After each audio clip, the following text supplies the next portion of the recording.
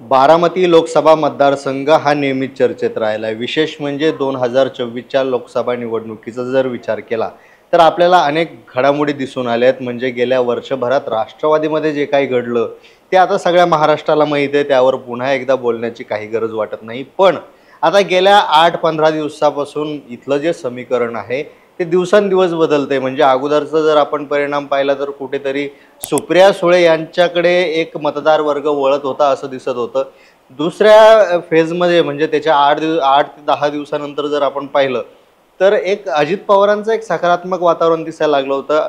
अजित पवारांची हवा दिसायला लागली होती. अर्थातच तेव्हा हर्षवर्धन पाटील असेल, त्यांची मुलगी असेल किंवा मग शिवतारे असेल, यांची जे समीकरणं होती, म्हणजे जे अगोदर विरोधात जायला लागले होते, ते आता अजित पवार गटाकडे आलेत, त्यांना सपोर्ट करायला लागलेत, महायुतीत आहेत.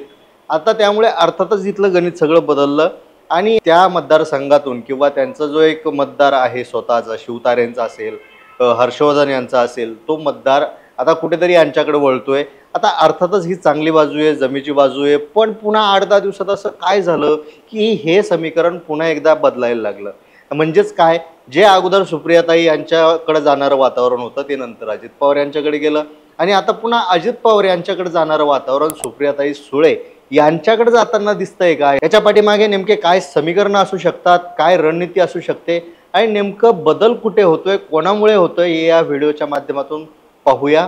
आता बारामती लोकसभा मतदारसंघाचा विचार केला तर बारामती किती प्रगत आहे आणि बारामतीबद्दल संबंध महाराष्ट्रभरात काय चर्चा होते, तिथल्या विकासाबद्दल काय चर्चा होते, हे आपल्याला माहिती आहे. म्हणजे अर्थातच तिथं ज्या पद्धतीनं विकास झालेला आहे, कुठेतरी असं वाटतं की असा जो असाच विकास महाराष्ट्रात व्हायला पाहिजे होता, असंही अनेक वेळा बोललं जातं. म्हणजेच एकंदरीत काय, बारामतीचा विकास झालेला दिसतो.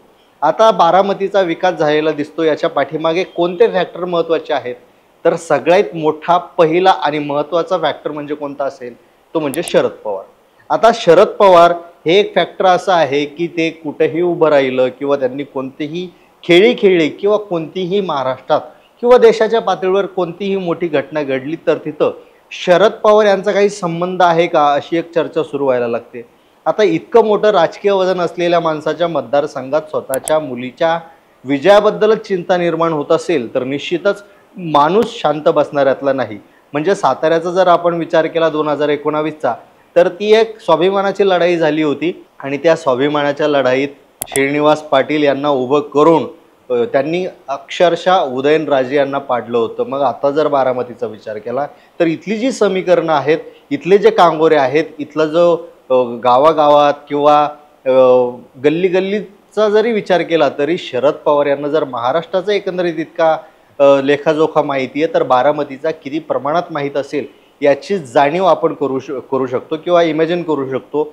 आता जर दुसरा मुद्दा म्हणजे तिथले जे म्हातारे लोक आहेत किंवा त्यांनी 40-50 पार केली आहेत, असे जे लोक आहेत, ज्या लोकांनी शरद पवार यांचं काम अगदी जवळून पाहिलंय, शरद पवारांना जवळून पाहिलंय, त्यांची सगळी घडामोड जवळून पाहिली आहे, कुठेतरी अशी शक्यता आहे की ती जी सगळी मतं आहेत, ती शरद पवार यांच्या पार्टीशी उभं राहील.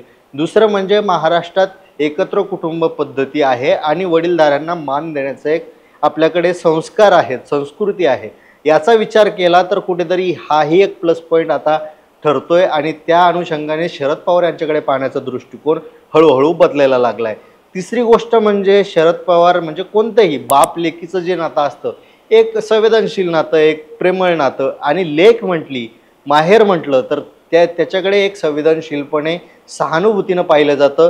तो फॅक्टरी इथं महत्त्वाचा ठरणार आहे. दुसरी गोष्ट म्हणजे आता काल परवाचाच विचार केला तर जे कुल आहेत, ते कुल आता कुठेतरी भारतीय जनता पक्षाचे जे आहेत बारामतीतले, तर ते अजित पवार यांच्या सोबत आहेत. त्यांचाही मोठा जो प्रभाव आहे तो मागच्या निवडणुकीत दिसला होता.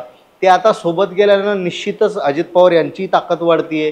पण दुसरीकडे जर विचार केला तर आता माढामध्ये खेळलेला डाव असेल, सोलापुरात खेळलेला डाव असेल किंवा जानकराच्या रूपाने खेळलेला डाव असेल, हे सगळे जर डाव पाहिले तर कधी कोणता पत्ता कुठे खेळला जाईल हे शरद पवारच्या बाबतीत तरी सांगता येत नाही, असंही बोललं जातं.